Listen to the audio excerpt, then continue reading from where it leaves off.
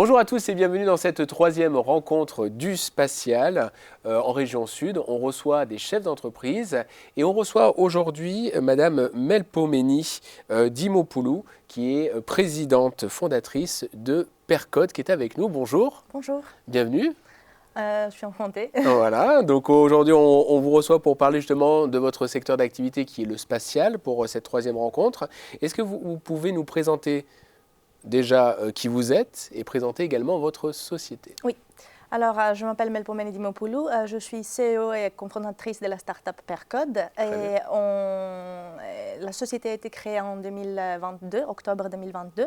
Alors, elle est assez récente, oui.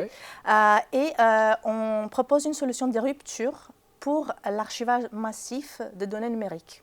Très bien. Alors, la connexion avec le spatial, c'est en fait, on génère énormément de données et un secteur qui génère énormément de données, c'est le secteur du spatial. Et on génère un data tsunami qu'on ne sait plus comment gérer. Ah. Et alors, ce qui n'est pas connu, c'est que beaucoup de données de ce qu'on génère seront des données caractérisées comme des données froides. C'est des données qui vont rester inactives dans le périphérique pour de longues périodes du temps et qu'il faut archiver dans une manière sécurisée. Par contre, le périphérique actuel qu'on utilise, comme les supports classiques, les bandes magnétiques ou les disques durs, ont une durée de vie assez limitée et il faut les remplacer tous les 5 ans. Alors ça, c'est bien savoir. Oui, c'est un problème, ça pose un problème de sécurité pour la donnée qui peut être perdue pendant sa migration et bien sûr, va augmenter énormément le coût énergétique pour l'archivage, pour sa migration des données. Et alors nous, on propose une solution de rupture pour l'archivage de ces données en utilisant la molécule de l'ADN synthétique comme support de stockage. C'est-à-dire Pourquoi l'ADN? Alors je vais vous répondre. Pourquoi l'ADN? Parce que c'est une molécule très compacte. On peut imaginer de stocker un data center complet dans un seul gramme d'ADN avec un volume très petit comme ça. Très bien. On peut aujourd'hui retrouver de l'ADN de mammouth par exemple. Alors c'est une molécule très durable en temps. Et comme ça, on peut, avec cette solution, éliminer ces besoins de migration des données.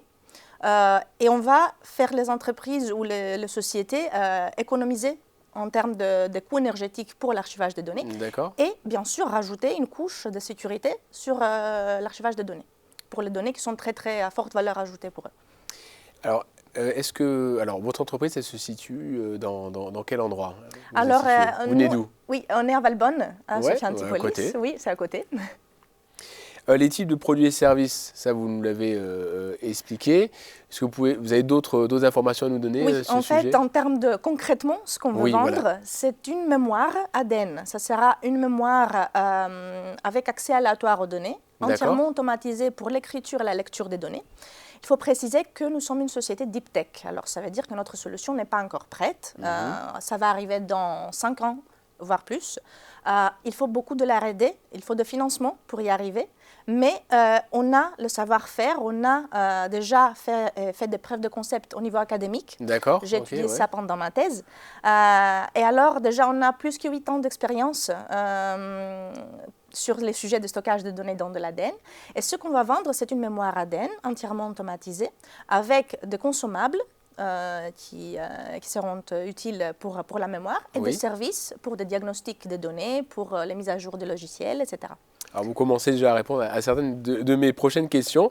À quel niveau de développement vous situez-vous? Alors incubation, levée de fonds, développement à l'international, quel sujet en tout cas vous concerne? Oui.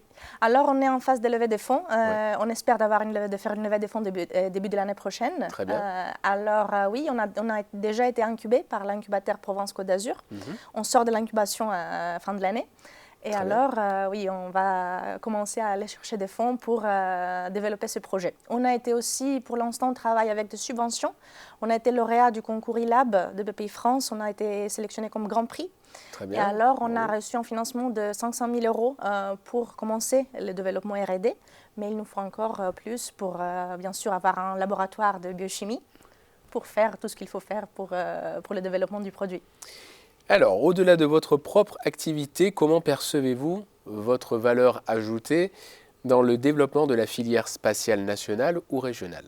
Voilà, alors nous, on répond plutôt à ce besoin de trouver des solutions un peu plus respectueuses de l'environnement concernant l'archivage massif de données. Parce que dans le spatial, il y a beaucoup de données qu'il faut préserver à long terme pour plusieurs raisons.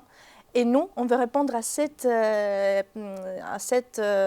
problématique et qui est assez importante, je pense, pour nous, car le secteur du spatial génère énormément de données. Et là, on a vraiment une solution à proposer. Alors, est-ce que votre société contribue à la souveraineté de la France? Alors, en général, le projet de stockage de données dans de l'ADN est un projet pluridisciplinaire. Alors, ça combine l'informatique et la biochimie. Nous, en France, en fait, il y a un écosystème français dans ces secteurs ou dans des secteurs qui sont compétitifs dans les domaines. Et nous, on favorise les collaborations pour y arriver parce qu'il faut beaucoup de savoir-faire différents. Et nous, on favorise les collaborations entre des différentes sociétés ou de différentes startups ou même de laboratoires de recherche. Nous, on est une spin-off d'un laboratoire de recherche du CNRS et de l'Université Côte d'Azur. Très bien. Alors déjà, on collabore beaucoup avec des laboratoires et d'autres acteurs et on espère d'avoir de belles collaborations pour arriver à avoir quelque chose parce que c'est vraiment une solution de rupture qu'il faut pousser vers ses limites. Alors tout à l'heure, vous avez évoqué déjà dans 5 ans comment ça allait se passer. Moi, je voudrais vous demander quelles sont vos ambitions déjà à 3 ans, voilà, sur les 3 années en tout cas à venir. Oui, d'accord. Alors, dans les 3 ans à venir, nous aimerions voir un premier prototype pour lecture automatisée des données et on espère d'avoir le financement en fait pour y arriver. Aujourd'hui, on collabore avec des laboratoires de recherche pour la partie de la biochimie en fait, mais on espère d'avoir le financement pour créer notre propre laboratoire de biochimie pour commencer de développer aussi des choses chez Percode. Déjà, ce qu'on développe, c'est déjà notre propriété intellectuelle, mais c'est en collaboration avec d'autres laboratoires externes. Et alors, on espère d'avoir notre propre laboratoire Percode pour développer notre solution. Alors, dernière question. Si le Bourgenie de nos sponsors, CNES et Cannes, vous accordaient un vœu, quel serait ce vœu? Bon, je dirais qu'il faut un peu plus oser pour la deep tech. Déjà, chaque fois, on entend beaucoup, on échange avec des sociétés pour l'archivage de données, etc. On nous dit tout le temps que c'est quelque chose de très intéressant pour eux, mais comme ce n'est pas assez maturé, on a toujours la réponse « oui, venez nous voir dans quelques années ». Mais par contre, c'est aujourd'hui qu'il faut commencer déjà à discuter avec eux.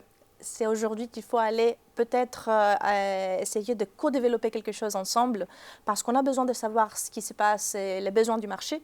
Et alors pour nous, c'est très important d'avoir ces collaborations qui vont nous permettre d'aller plus loin et peut-être d'avoir un produit beaucoup plus tôt que prévu. Voilà, alors je dirais, j'aimerais avoir un peu plus de positivité, plus de risques peut-être pour des technologies qui sont des technologies deep tech, mais qui proposent des solutions vraiment de rupture. Bon voilà, en tout cas on arrive à la fin de cette interview. Je voulais vous remercier Madame Melpomeni Dimopoulou qui est présidente fondatrice de Percode, voilà, de nous avoir accordé quelques instants pour parler de votre société. Merci beaucoup, à bientôt. Merci à vous.